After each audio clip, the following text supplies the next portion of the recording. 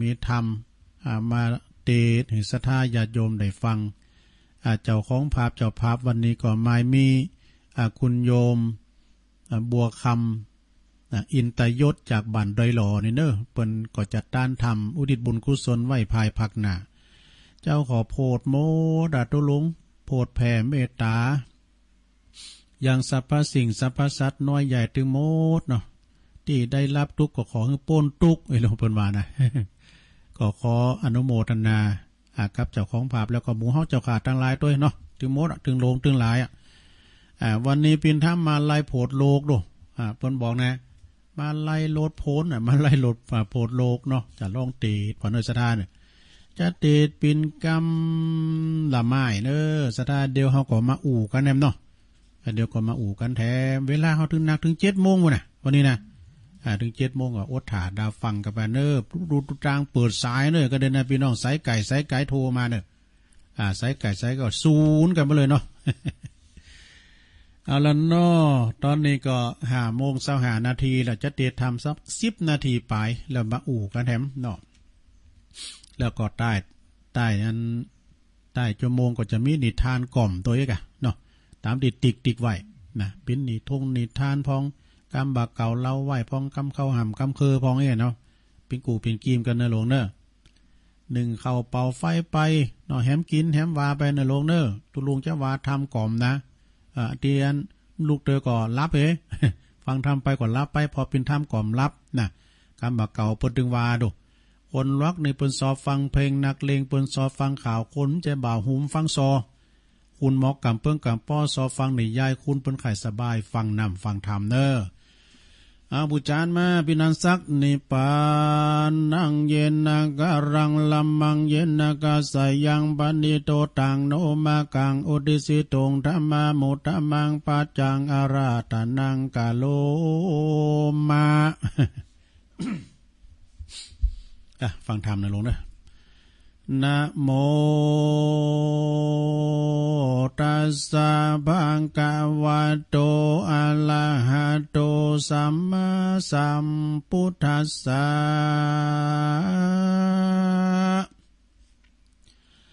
สุลานามาเหเนยังปุณตาเสทังนามิตวะพุทธกาตาสาสกาจังธรรมันจะสังขันจานามิตวะสังกัลลาจันนาปะทังมาลายานามาวัตุปัลลมาตาวิจิตังอาลาภิสังสัมมาเสติสาทาโว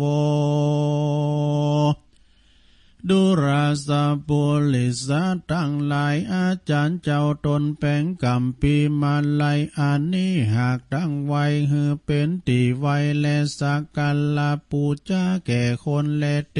วดาทั้งหลาย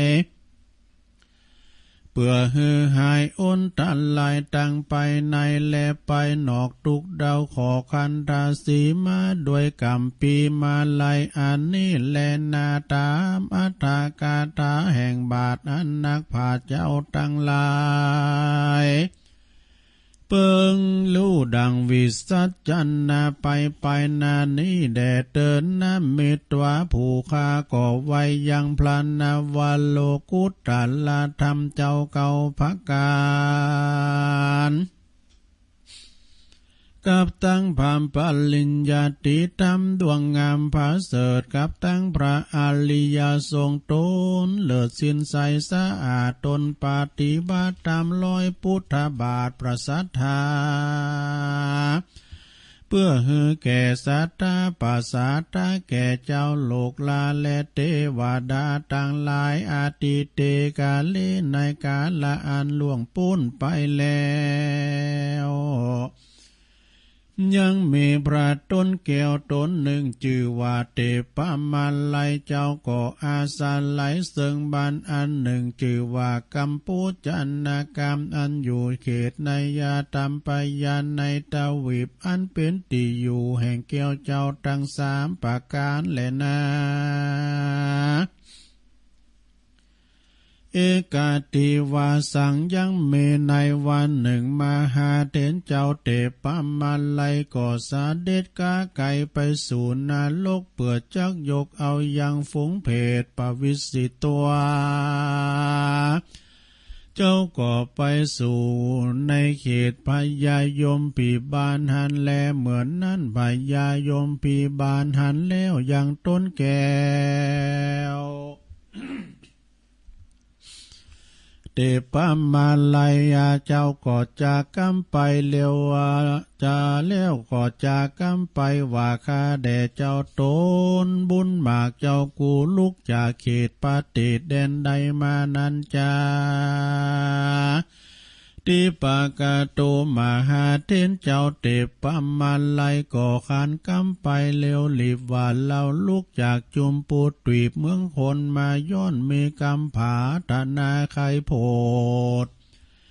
ยังสัตตโลกอันอยู่ต้องตกอยู่ต้องโตดอยู่ในอาบายแต่แลนา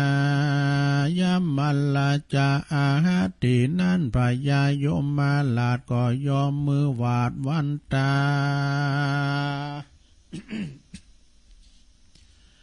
ว่าข้าแด่พระบุญนาต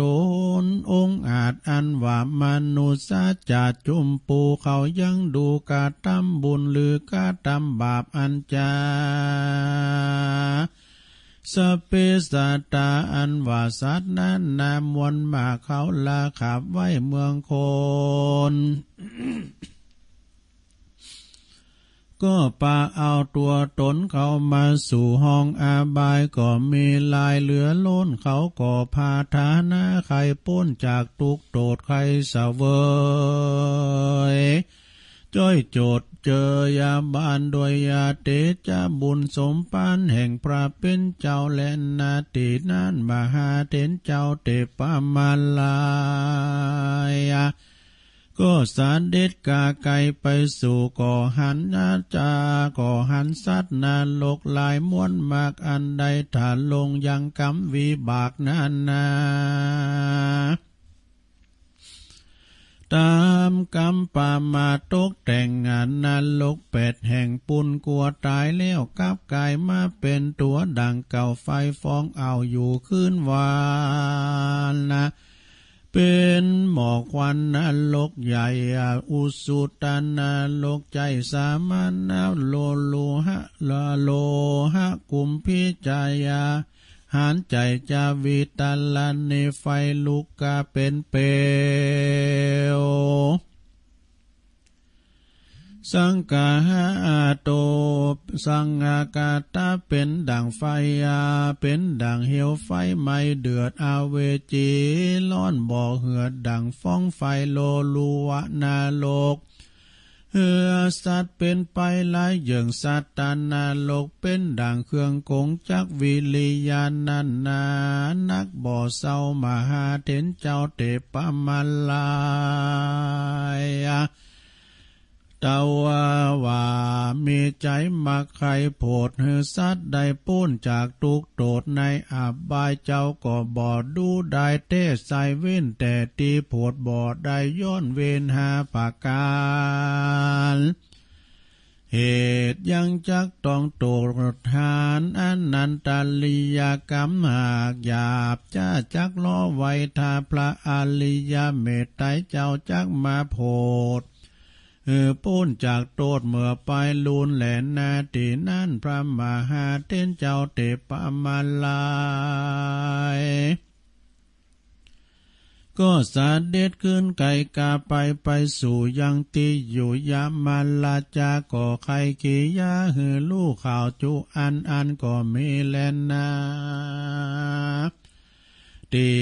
นั่นพระยายมพิบาลก็ยอมือสารกลมเก่าไว้มหาเถรเจ้าเตปะมาลัย แล้วก็จะใครไปโอกาสว่าข้าแด่พระตนเจ้าองค์อาจสินสีขอสั่งกำดีเมื่อบอกแก่เจ้าเมืองนอกจุมปูว่าขอหือปากันมีสินจูอย่าได้ขาด อย่าได้ประมาทตั้งตานอย่าใจหานอย่าได้ใจหานบาปสาวอย่าด่าพระสังฆาเจ้าและจีพรามนะเฮือได้ปฏิบัติตามไปใจอย่าได้ตัดไม้สาลีมาหาผู้อย่ามั่งแก้วโกรธและเจดีกันว่าได้ตายหนีจากเมืองคนเฮือนใดเอาตนไปเกิดในห้องฟ้าเลิศเมืองสวรรค์อย่าได้พันอย่าเหือได้พันมาสู่ยังติอยู่อเวจีขอพระตนบุญมีตันเจ้าเอากำนี้เล่าเมื่อบอกแก่เจ้าเมืองนอกยมปูแดดเตือนว่ามาหาเต้นเจ้าเตปะมาไลกันว่าได้ยินกำไขแห่งยามมาลาจาเจ้าก็สาเด็จมาด้วยลวงอากาศก็มาสู่อาวาสวิหารตนก็มีวันนั้นแลปุนาทิวาเสกันหลอดวันลุนลุงเจ้ามาหาเท้นเจ้าก็มาถือเอายังบาทนุงผ้าขาดปาริมณฑลแล้วก็สาเดทนไปสู่บ้านโปจันนากามอันปินที่เคยเอาเข้าปินที่บาทหันแลมนุษาอันว่าคนตั้งหลายหนุ่มเท่าเขาก็หันพลัมมาหาเท้นเจ้าเข้ามาปินที่บาทเขาก็ปาการโอกาสยอดตาละยังเข้าปีกาหารหยาดน้ำบ่อขาดพลัมมาจูผู้จูยิงใจกาตินนั่นตนบุญภายมหาเท้นเจ้าก็มาโอกาสเราเจียนจ้าวาดุลาอุปาสกะอุปาสิกาเฮยมวลหมู่เราได้ไปสู่อบายจุมสัตตาหลายมวลมากเขาได้ฝากกรรมมาหาหมู่พี่น้องอันอยู่ในแห่งห้องจุมปูว่าขอหืออินดูยังหมู่เพศอันอยู่ในเขตอันอยู่ในห้องเขตอาบายเขาได้ถาลงตุกหลายคำเจ้าขอปีน้องเผ่าวงศากาตำบุญหยาดน้ำไปหาอุทิศบุญกรรมมากรรมาหือใดพ้นจากตังทุกอยากในอเวจีขอบุญมีได้ส่งอยู่หือใดเมื่อเกิดบุญเมืองอยู่เมืองบนไปแตบไตกาตนอินตาตนผ่องแผ้วได้ไปปูจาพระเกศเกี่ยวจุลมันนิสาลีมหาถาดอย่าได้ขาดจุวันศีลแดดเตวะอันแล้วพระตนแก้วก่อนรีบขึ้นสู่ยังติอยู่วิหารตนก็มีวันนั้นแลนาตั้งแหลกแต่นั่นไปนาอันว่าคนหนุ่มเทา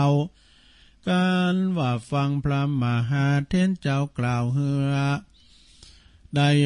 ลูกข่าวก้องดีก่อปากันหนีเว้นจากตั้งหยาบจ้าก่อปากันต่างนายาหืดตานบ่อขาดยาหลังน้ำหยาดอุติสาบุญไปหา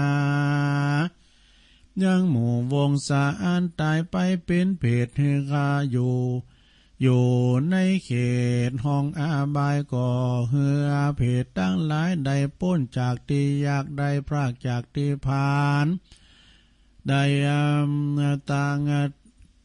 พ้นจากตุกเลียวปันแล้วเขาก่อปากันม้วนหมู่หักษาศีลอยู่ฟังธรรมหลีกเว้นต่างกรรมอันถอยจ้าได้อยู่สุขจืนจอยคืนวันก็มีวันนั้นแหละนานิทิตังขียาอันเก่ายังทำมาลายอาจาดกก็บางโกมโสมเรสเดชเลี้ยวเท่านี้ก่อนแลสาธุสาธุสาธุ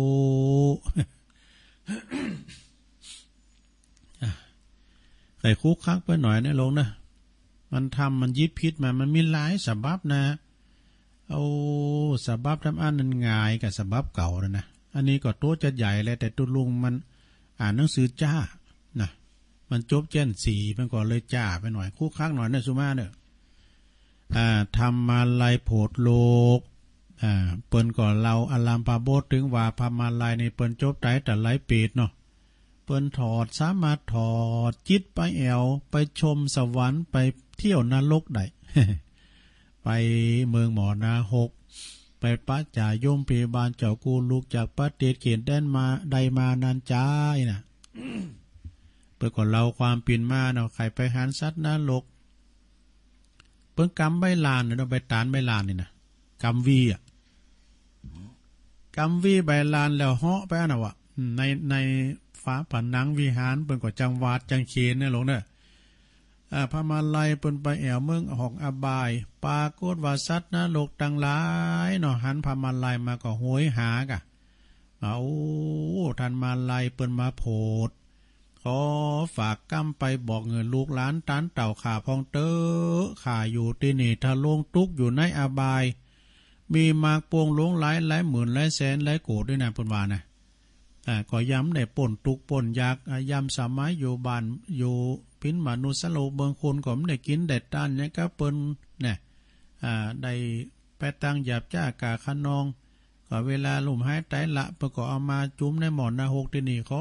เมตตาพามาลายตานเจ้าเมื่อบอกหือครับอันลูกเต่าเหล่าล้านเลนขาเนี่ยทำบุญตานกุ๊กเข่ามาพองเต้อนะแล้วก็เปิ้นก็มาเข้าจิตเดิมเนาะลบหลัดตัดตอนนะ แล้วเปิ้นก็ตุ้มม้ำเจ้าเปิ้นก็นุ่งผ้าขาดปิ้นปริมณฑลนุ่งผ้าขาดมันจะผ้าปุดผ้าขาดใช่นะก็มาถ้าลงนุ่งผ้าปิ้นปริมณฑลกรรมเอาวีก็ไปออกโปรดเมตตาด้วยไปเมตตาไปปินที่บาทเนาะเจ้าบ้านเจ้าเมืองโปจันนากามหันพามาลายมาปินที่บาทก็บอกคือเขาตั้งหลายเดี๋ยวนี้เปิ้นมากุมเข่าเน้อปากันหาสั่งมาใส่บาททุกคนขออาราธนานิมนต์ไว้ก่อนเปิ้นบอกคือบุขาดตั้งหลายได้ย่อนตั้งตาลนี่นะยิงใจลูกหลานก็มายอโยงเข้าใส่บาทอยู่ในหัตถบาทตามวินัยกองแล้วผู้จบท้องฉลาดก็มาเวนเข้าปินที่บาทนะโยงเข้าบาทอันนี้นะหลังจากใส่เข้าบาทปันป้อนก่อนปันป้อนนะก็พระมาลัยก็มาถือโอกาสเจนจ้าว่าอุบาสกาทั้งหลายเฮ้ยเดี๋ยวนี้นะญาติพี่น้องพ่อแม่เฮาเนี่ยไปตกอยู่ห้องอบายจัดหลายเน้อน่ะเปิ้นสั่งกำพระมาลัยมาบอกลูกเต่าเหล่าล้านเลนไปตานกุ๊กเขาโก้นยังไปทำบุญศูนย์ต้านจังหวัดจังวาไอ้กันเนาะไปตานขันเข่าก็ใส่เฮ็ดถอไปพองสุมาเลย ลายมันมีได้ไปมีอย่างมันตานอาหารตามฤดูกาลเนาะยำเฮ็ดก็กินเฮ็ดยำหนอกินหนอ ลุงอย่าปันป้อนอย่างนี้เอาในขาวๆมาหน่อย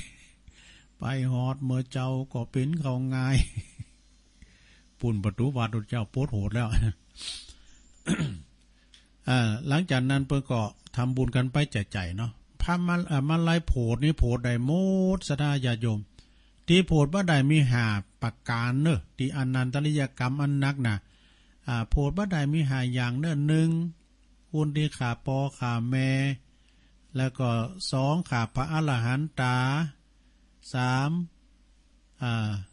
31ขาปอ2ขาแม่ค่ะเนาะ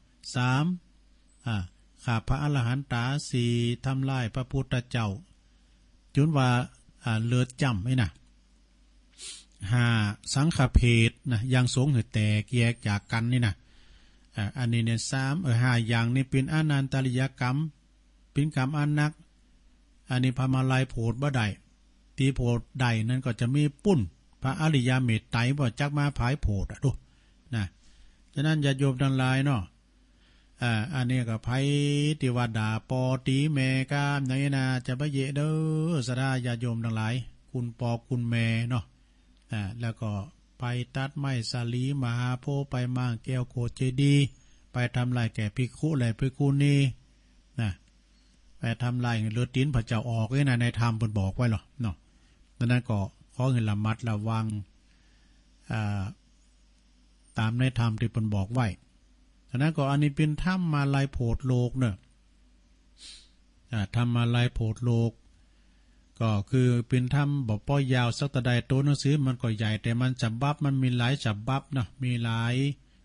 ในเหมือนกันนะมันลายโพธิมันมีสองภาคนะอันนี้ภาคนี้ไปแอวเมืองบ่อนาหกแล้วก็มาลายเก้ามาลายปลายนี่ไปแอวสวรรค์บุญนะปุ่นนะจันทวัดทิ้งซ้ายบุญนะที่เขาจะตั้งทำโลงเนี่ยเพิ่นจะมีทำมาปฐมมาลายเก้ามาลายปลายเนาะอันนี้ก็เป็นน้ำทำคำสอนเนื้อสถานเด้อขอบคุณดังเจ้าภาพโดยคุณโยมบัวคำอินตยศจากบ้านดอยหลอปิ้นเจ้าภาพเด้อนะปิ้นเจ้าภาพเปิดทำบุญอุทิศบุญกุศลแผ่ภายย้ายหลอดไปหาเจ้ากรรมในเวรเต็มบุตรเทวดาพอเกิดแม่เกิดปู่แทนยาแทนตลอดถึงศรัทธาตีเปิ้นได้ลุ่มหายใจจากไปก็ดีเนาะทุกดวงวิญญาณก็ขอได้มาหาประสบบุญส่วนกุศลเนอะอปอนธรรมไม่ก่อนเนาะสัพปีติโยวิวาจันตุสัพพโลโกวินาศตุมาเตภวัตวันตรายโยสุขีติคาอยู่โกภวะอภิวาตานาสีลิสานิจังวุธาปจายโนจัตตารโอธรรมาวัตันติอายุวันโนสุขังปะลางเอาแล้วอุไปดังเต็นหน่อยลงยันดังเต็นนะตอนนี้ก็ตัวลุงจะเอานิทานกล่อมมาเล่าให้ฟังเนื้อสถานเนาะอันนี้ในโหมดของการหลอกลวงเนอะโหมดการหลอกลวงผู้อื่นในพิ้นจะใดเรามาฟังพอบางคนก็คงจะได้ฟังไปละท่านพระครูเพิ่นเคยเล่านะเนี่ยพระครูอภิวัตเพิ่นเคยเล่าแต่ตัวลุงมาปัดฝุ่นเต็มก้ามในเพิ่นเล่าไว้มื่นแล้ว นิทานเรื่องนี้ให้ชื่อเรื่องว่าสุนัขจิ้งจอกหางด้วนนี่ฟังพองก็เคยฟังเลยในตัวลุงก็ฟังแถมเนาะเพิ่มเติมปัญญาไปมีสุนัขจิ้งจอกตัวหนึ่งนะที่มันติดกับดักของนายพรานแต่มันก็หนีเอาตัวหลอดได้แต่ว่ากว่าที่มันจะเอาตัวหลอดได้หางมันในอันสวยงามนั้นมันก็ขาดติดกับดักนั่นเอง เลยเป็นสุนัขหางด้วนนะถึงแม้จะมีชีวิตหลอดมาได้แต่มันก็ยังหูซึกละอายเนอะละอายแก่เพลินสุนัขต่างหลายตัวมันอายเยอะนะก็มันอายสำหรับที่ว่ามันเหมือนเปิลนั่นนะกะนะคือหางมันโดนหางมันก๊อดมันหางมันก๊อดนี่มีอยู่หันวันหนึ่งนะคณะเด่นสุนัขจิ้งจอกเปิ่นมาประชุมกันหลายเนี่ยติมลงติมนั่นนะสุนัขจิ้งจอกหางโดนนี่ก็อันนี้เขาจะเอาอันโอกาสเนี่ยอุกิจนะเป็นโอกาสเนาะมันโอกาสเหมาะแล้วนะถ้าได้อันประกาศหือตังสุนัขต่างหลายเปิดต่างหลายหือได้ฮับฮู้นะจึงประกาศหือสุนัขต่างหลายที่เข้ามาประชุมมันก็เลยกำไม่กล่าวว่าท่านประธานที่เคารพ มันใจกันเนาะท่านทั้งหลายเนาะการที่หมู่เฮาทั้งหลายเนี่ยมาประชุมกันในวันเนี้ยขอได้โปรดได้ฟังข้าพเจ้าสักคำเถอะนะข้าพเจ้าขอแสกคำไผ่ที่มันได้เงินเยียวยาเงินเกษตรผมใจกันผมไปอย่างนั้นปุ่นไอ้สุนัขตัวนี้ก่อนใจเย็นๆไปหาเนื้อนะได้โปรดฟังข้าพเจ้าที่ข้าพเจ้าจะได้กล่าวรายงานดังต่อไปนี้นะการที่ข้าพเจ้าบ่มีหางนี่หางมันโดนมันกอดไปก็เพราะว่าข้าพเจ้าเนี่ยจะถ้ามันยังมันก็ยุ่งยากแต่มันบินหางยาวนี่นะมันมาคลองตูเฮ้ยฉะนั้นข้าพเจ้าถึงหางกอดอย่างเงี้ย หางโดนอย่างเงี้ยนะเพราะมันมีหยังที่มากีดขวางเนาะมันมีหยังกีดขวางมันง่ายมันลกลุงลัง ดอกหญ้ากลมติดหางอีหรอกการที่มีหาง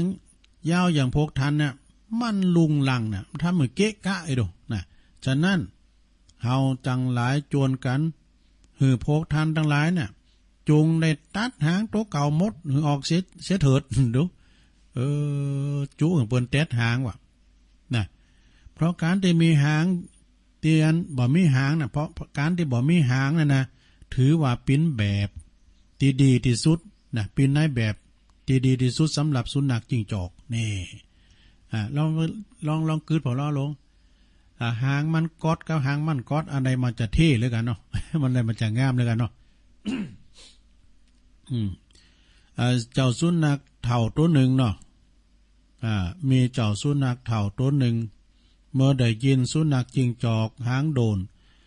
มันมากล่าวจวนเช่นนั้นมันก็จึงคืนว่าเนาะ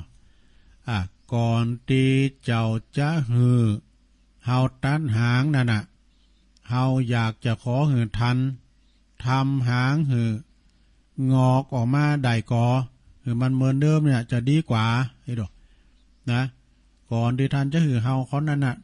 ตึงโลงตึงหลายน่ะหือคุณตั้งหลายหือมาตั้งหลาย ที่จะเตะหางน่ะทันน่ะเฮาก็อยากจะหือทันนั่นน่ะทำหางใหม่หือมันงอกออกมาเหมือนเดิมน่ะจะดีกว่าให้ดูเพราะว่าเฮาบ่อยากจะมีหมาหางด่วนมันน่าอายเจ้าค่ะไอ้ดูมันน่าอายอย่างเหลือเกินไอ้ดูเรื่องนี้ก็จบลงไปนะสดาเนาะขอคิดนี่ทางเรื่องนี้เป็นกฎสอนหนึ่งว่าการหลอกลวงผู้อื่นถ้ามีผู้หูดทันนี่นะถ้ามีคุณที่หูดทันก็จะเป็นสิ่งที่น่าละอายที่สุดจบลงไปสดาอย่างวานการหลอกลวงนี่มันเป็นการที่บดีนะสดาเนาะมีนะจะเจอจำวัดอื่นเนี่ยจะมีนะสดาแต่งเอาใบอันนั้นมาวะมาที่วัดนะอันบดเดี๋ยวนี้จะได้กักโตนะเดี๋ยวจะไปวัดหันวัดนี่จะไปบ้านเกิดนะมีสตังค์วะมีสตังค์แล้วขอสตังค์สัก300มันมีนะมันถูกหลอกกันจะหลายทีนะเอาขี่รถเครื่องไหมวะ อย่างนี้ก็มีเนาะ เอาละตอนนี้เอานี้มาว่าแดมเวลาตุลุงเปิดเลิกเปิดเตออยู่เนอสตาใจเย็นใจเย็นก่อนว่ากันไปเลยเอาวันนี้มาว่าดำกำหนึ่งก่อนเต้นกันไปเนาะสตาเนาะตุลุงก็บริหารเวลากันไป อันนี้จะเอามาเรื่องของดีนะเรื่องของคุณดีมีหลายอย่างด้วยกันเนาะสตาญาติโยมทั้งหลายดีนี่มีหลายอย่างนะดีของคุณนี่ดีที่การกระทำนี่การกระทำของคุณเฮาเนี่ยนะมันเป็นผลงานหรอเป็นว่าดูคนดีดูที่การกระทำถ้าจะดูผู้นำดูที่การเสียสละจะดูพระก็ดูดีขอวัดปฏิบัติถ้าจะดูวัดก็ดูการพัฒนาถ้าจะดูศรัทธาดูความสามัคคีเนอะศรัทธาเนาะความสามัคคีเป็นน้ำหนึ่งใจเดียวกันบ่คัดแย่งกันบ่พยาบาทปองไล่กันถ้าเฮาอย่างตุลุงวามเจ้าน่ะถ้าว่าเฮาคัดกันที่ไหนคืดมันเกิดที่หันคืดมันก็เกิดจากคัดนั่นเองถ้าว่าคืดลุงวัดห่างคืดลุงโฮงเฮนห่างทุกคืดลุงบ้านก็ห่าง3ก่อนเสาด้วยบาวรนะพลังบาวรบวรบ้านวัดโฮงเฮนนะจะไปเสียคืดลุงแด่นสถานเนอะจะไปคัดกันหักกันแปลงกันเหมือนปีเหมือนน้องหักกันเหมือนปีดีกันเหมือนน้องปองดองกันเสมือนญาติประเดชาศาสนาของเฮาการกุงลุงเลิงแน่นอนเนาะจะไปคัดไปแย่งกันปีว่าแล้วก็ปิ้นว่าแล้วปอว่าแล้วก็ปิ้นว่าแล้วเนาะเอาต่อไปเจ้านี่ดีของคุณก็คือดีการกระทำนะดีที่ของกินล่ำเหรอดีโง่ดีควายปวดรู้อันนี้คุมเลี้ยวเนอะ มันถึงมีในตู้เย็นเนาะอันนั้นนะกันว่าเปิดมาตานโคเข่า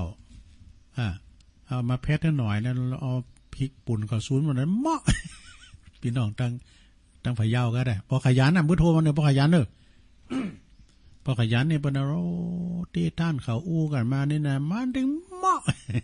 เหมาะกูกันดีโง่ดีควายเนอะสดาญาติโยมเนาะถ้าดีสุขสบายหรอดีบำเพ็ญบุญกุศลเนอะสดาญาติโยมทั้งหลายแต่ว่านี่ก็เป็นเดินดับวันนี้ก็เดินเก่าออกแล้วนะนาทีก็จะมีงานกันหลายตีเนาะพุกฮือนี่ก็อย่างวันนี้ก็นาทีก็เพื่อกาป่าสร้างหน่อย ป่าสร้างอินทขินบนนี้จากหันมาก็ต่อมา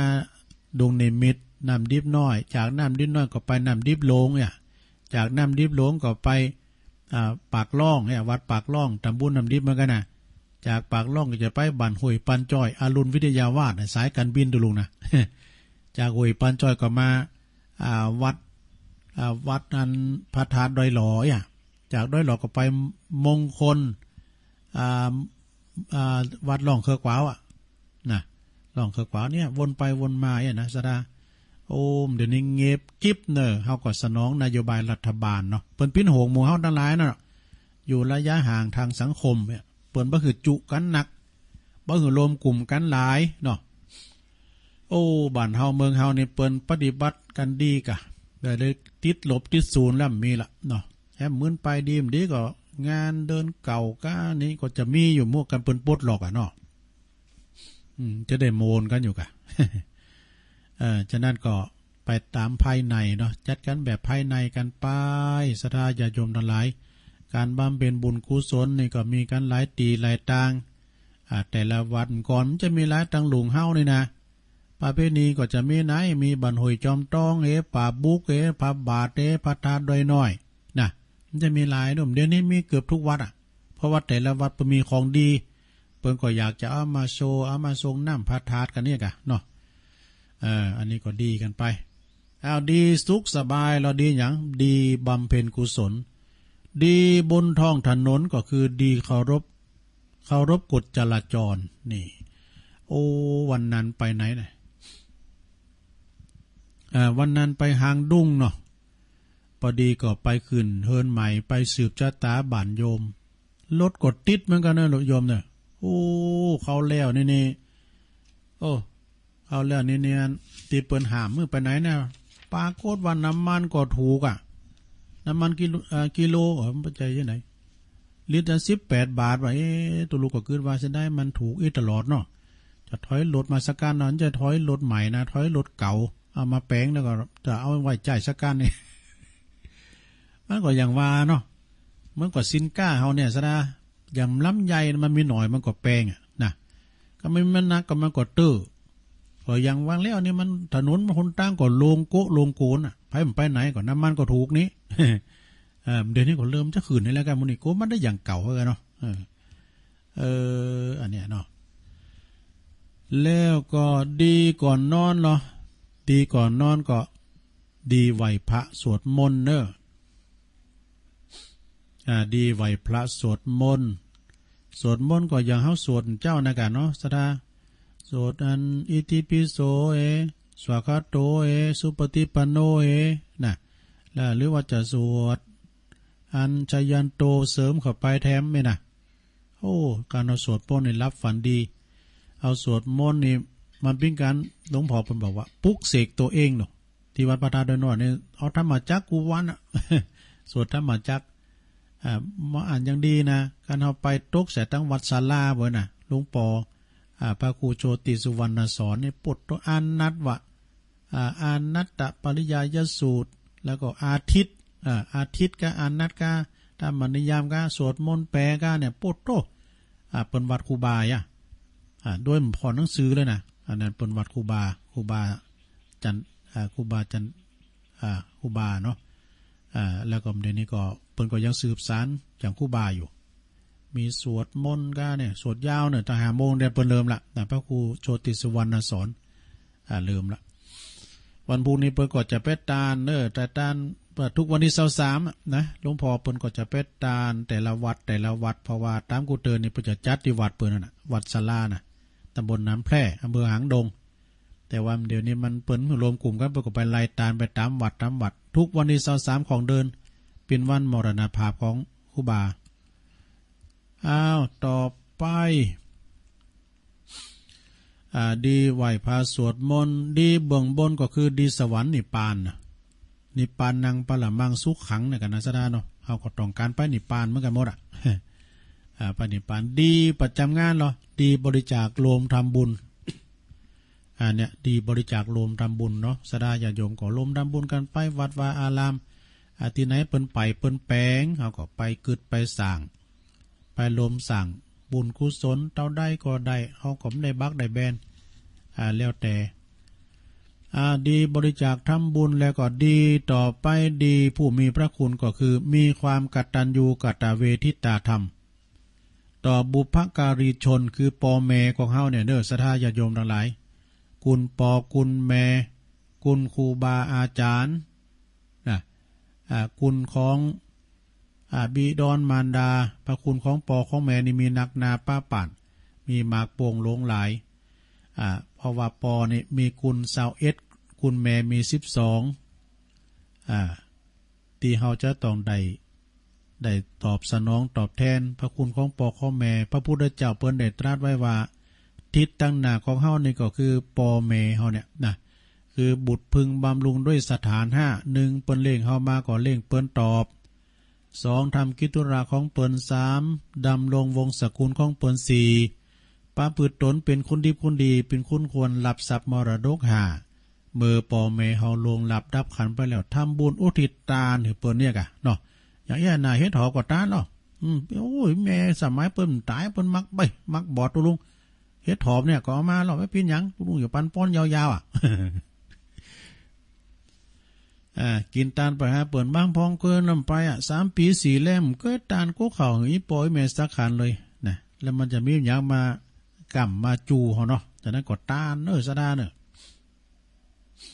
หรือว่าเปิ้นย่ำตายโดยน่ะสะดาเปิ้นเตี้ยวดุ่มเขียวติ้มปากก็มีหยังก็เอาไปตาลเอาไปให้เปิ้นนะเฮ็ดถอบหิหามาได้เอาไปให้อีปอยแม่เกินว่าเจ้าคินเนาะย่าเนาะ เอาไปเปิ้นกินได้เกินเพราะว่าเอาหือตอนที่เปิ้นปิ้นเนี่ยหรือว่าเปิ้นตายไปแล้วนี่เปิ้นจะเกิดเป็นหยังหมู่นี่ถ้าว่าเปิ้นเกิดเป็นเต็มบุตรเทวดาเฮ็ดถอบขาวจื้อก็ตามเปิ้นได้รับเนาะพอเต็มบุตรเทวดาเนี่ยเปิ้นเสวยของติบเปิ้นอิ่มติบนะถ้าเกิดมาเป็นสัตว์ตาลิสานเนาะเป็นหมูเป็นหมาเนี่ยอาหารเปิ้นมีหรอก แต่ว่าที่เฮาไปทานเนี่ยก็มันก็จะตกเป็นของเฮานะตกเป็นของเฮาอยู่ดีศรัทธาเนาะกินตานไปเด้อบุญคุณของปอของแม่บางคนนี่ลืมปอลืมแม่ซะนะบุญคุณปอแม่นี่มีนักนาป้าป่านตอนนี้ก็ตั้งดีนาวนี่เพิ่นก็อาจจะตัดสัญญาณไปแล้วเนาะตรุมได้เปิดสายซะกันบ่ตัดสัญญาณไปละนะก็ยังน้ำชั่วโมงเลยนะ6 โมงถึง7 โมงอยู่ต่อชั่วโมงอยู่เนาะดีนาวนี่เปิ้นตัดสัญญาณไปแล้วนะประเดี๋ยวนี้ก็จะมีตังใดพอมเนอร์ก่อนพี่ยังก็ว่าไปเลยเนาะอาจารย์บอกว่าไปถึง7 โมงวันนี้ตุลุงเลยนะวันนี้ตุลุงได้1 เข่าเพราะว่ายาวตั้งแต่ตี 3มาแล้วนะสถานเนาะอาจจะถึง7 โมงบ่บอกอย่างนั้นตัวน้อยไป1 เข่าร่วมเนอตุลุงนั้นว.4ตั้งวิทยุอยู่กันถึงไหนล่ะบุญคุณของปอของแม่จะไม่ลืมเนอสถานะบุญต่างหลายตุลุงจะอันนี้มาวาดำกำเนาะเวลาไม่หลายเอาหยังอันนี้เขาหำกุลแม่เนอะเปิ้นเด่นนักประดังกุลแม่นะเปิ้นบอกว่าเลี้ยงใหญ่มาแล้วเต้าหุงเต้ากามาตอดตุมลาขว้างไว้เสียจ้อยบอกกึดห่อตัวเมื่อยามหนุ่มน้อยแม่พอคอยดูเจ้าอยากตุกเมื่อกลางคืนเย็นแม่กึดนั่งลุกหอบเจ้านงไวกันว่าเจ้าลูกน้อยสะดุ้งตกใจแม่จักห้ามให้ขวัญมาเนื้อเจ้า